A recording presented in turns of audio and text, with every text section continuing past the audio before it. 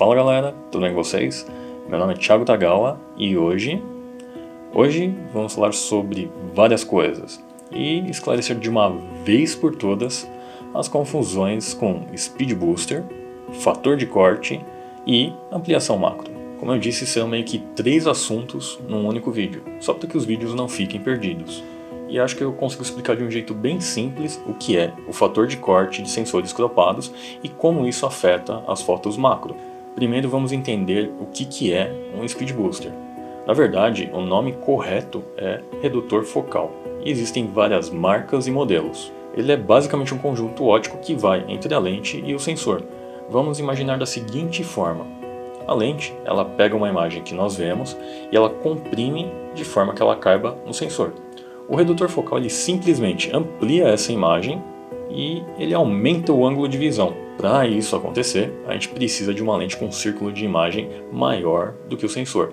Como vocês podem ver, a imagem projetada pela lente é realmente um círculo, mas geralmente a gente só aproveita o retângulo do sensor. No caso do redutor focal, ele reduz esse círculo de forma que o que antes não cabia no sensor, agora vai caber. Mas se esse círculo for menor do que o sensor, acabamos com as bordas pretas. Por isso, sempre que for usar um redutor focal, você precisa de uma lente com um círculo de imagem maior. Por exemplo, se você usa um sensor cropado de 1.6 ou 1.5, precisa usar uma lente desenhada para o sensor full frame, para que ela não fique com aquelas bordas pretas na imagem.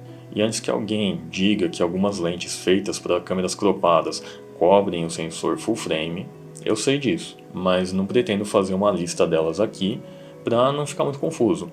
Para vocês terem uma ideia, algumas lentes full frame cobrem um sensor médio formato, mas o foco não é esse, e para você que não entendeu nada do que eu acabei de falar, apenas entenda que, de modo geral, para você usar um redutor focal num sensor cropado, você precisa de uma lente full frame. Se você estiver usando um sensor micro 4/3, precisará de uma lente feita para APS-C ou full frame.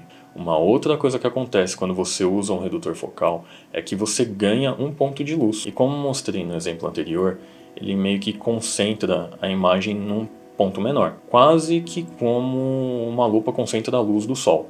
Eu acho que essa é uma comparação que passa a ser muito válida, porque a ideia de se ganhar um ponto de luz é basicamente essa. O redutor focal, além de concentrar a imagem num espaço menor, consequentemente concentra mais luz nesse mesmo espaço menor. Como eu disse, você ganha um ponto de luz e muitas vezes a câmera reconhece essa abertura maior. Por exemplo, se você pegar uma 50mm f1.8 e usar esse redutor focal aqui de 0.71, você vai conseguir uma abertura de 1.2. Incrível, né? É simples assim? Não funciona tão simples assim, beleza? Eu vou usar de exemplo a 24-1.4, tá bom? Como podem ver nos metadados, a câmera registrou a abertura de f1.0. Até aí, ok, certo? Mas reparem no comprimento focal, ela registrou como uma 17mm. E onde exatamente eu quero chegar com isso? O redutor focal ele não fará milagres, ele não vai transformar aquela sua 50-1.8 em uma 50-1.2 como eu já vi uma galera falando. Ele vai sim te dar um ponto de luz, mas em compensação ele reduz o comprimento focal. Como vocês podem ver, o desfoque é o mesmo com ou sem o redutor focal. E desculpa dessa má notícia para vocês, mas eu acho válido que vocês entendam como ele realmente funciona. E ainda vamos chegar nas vantagens e desvantagens aí de se usar um redutor focal. Mas antes vamos falar sobre macro e como o fator de corte afeta essas fotos macro. E uma coisa bem legal de uma lente macro é que ela consegue uma ampliação de 1:1, ou seja, tamanho real. Como vocês podem ver a foto aqui, é de uma trena. Sim, eu poderia e talvez deveria ter usado uma régua, mas não foi o caso. Voltando para a foto, como vocês podem ver, ela tem exatamente 36mm de largura, que é a largura do sensor full frame. E na foto feita com a M5, que tem um sensor cropado, temos os seus 22mm de largura, que é a largura do sensor cropado da M5. Não parece nada óbvio para ser sincero, mas a ampliação é a mesma. A diferença é que no sensor cropado, por pegar uma área menor, a imagem parece maior, embora a ampliação seja igual. É quase como um zoom na imagem.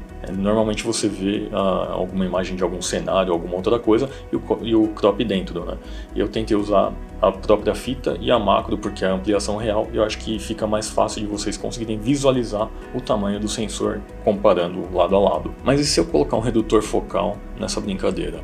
Aí que tá, a ampliação da macro deixa de ser 1:1, Como vocês podem ver, o redutor focal ele coloca muito mais no frame do que aqueles 22mm de antes. Agora que vocês já sabem como funciona, bora falar um pouquinho sobre o redutor focal em si. O que eu tenho é um redutor focal da Viltrox, e acho que ele é o único para a baioneta EF-M da Canon. Então, bom, não tem muitas alternativas para mim, certo? Quanto à nitidez, parece que ele perde sim um pouco, mas nada que te impeça de usar. Lógico que qualquer conjunto óptico a mais do que a lente vai reduzir a nitidez, até mesmo um filtro UV. Aliás, principalmente um filtro UV sem qualidade, ele pode sim reduzir a nitidez. No quesito ótica, o único problema que eu achei foi com algumas condições de iluminação, principalmente no contraluz e com alto contraste. Parece que ele é meio suscetível a flare, reduzindo bastante o contraste no centro do frame.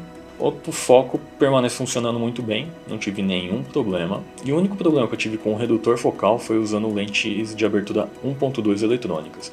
Embora eu não acredite que seja de fato um problema com o redutor, mas sim com o software da câmera que não consegue entender aberturas maiores do que f1.0. Fechando o diafragma também não resolveu, então usar lentes 1.2 com diafragma eletrônico não funciona. Pelo menos não por enquanto. Agora vamos falar um pouquinho do uso real desse carinha. Como eu disse, você precisa usar lentes full frame para funcionar. Isso por si só é uma grande vantagem e desvantagem. Afinal, com ela você consegue usar as lentes top de linha, mas em contrapartida você ganha peso e tamanho por causa dessas lentes. Você ganha um desfoque bem parecido com o de uma câmera full frame e ainda ganha um ponto de luz. Eu acho que para muita gente, isso aí já seria motivo suficiente para comprar um. E se você gosta de lentes grande angular, é mais do que interessante, uma vez que você achar uma lente nítida para o sistema APS-C e grande angular é bem difícil. E é uma outra vantagem porque ele abre o ângulo da lente. Lógico que usando lentes nativas você acaba com um kit geralmente mais leve e compacto, e provavelmente sem aquele problema do flare que eu mencionei antes. Os únicos pontos negativos que eu achei foram esse flare e a redução de nitidez, e também as lentes 1.2 que não vão funcionar. O autofoco me parecia funcionar perfeitamente, e realmente eu não consigo achar muitos motivos para você não usar um, mas leve em conta também a ergonomia de como vai ficar isso, o seu kit usando as lentes maiores e mais pesadas. Lógico que talvez uma gaiola como a da Small Rig já ajude bastante, mas isso vai depender, eu acho que, de cada um. Eu realmente tento achar um motivo negativo para você usar um redutor focal, mas eu acho que eu não consigo pensar em nenhum. Eu não testei as bordas porque eu acho que não faz tanto sentido você usar uma lente clara, né? Afinal você está tentando ganhar um pouco mais de luz, e eu acho que vai ser bem raro você querer usar ela mais fechada, né? Com a abertura mais fechada nesse kit. Então é um teste que eu realmente não fiz, eu acho que eu fico devendo para vocês, que seria a nitidez nas bordas da imagem. Mas eu realmente não comprei ele com a intenção de usar com o diafragma mais fechado, né, com aberturas menores, porque a minha intenção era conseguir o máximo de desfoque possível para conseguir uma separação maior do meu assunto para o fundo. No quesito de grandes angulares, você ganha aí sim alguns milímetros, o que é muito interessante. Eu fiz uns testes com a 1635 f4 e cara, eu acho que em questão de nitidez realmente não perde nada.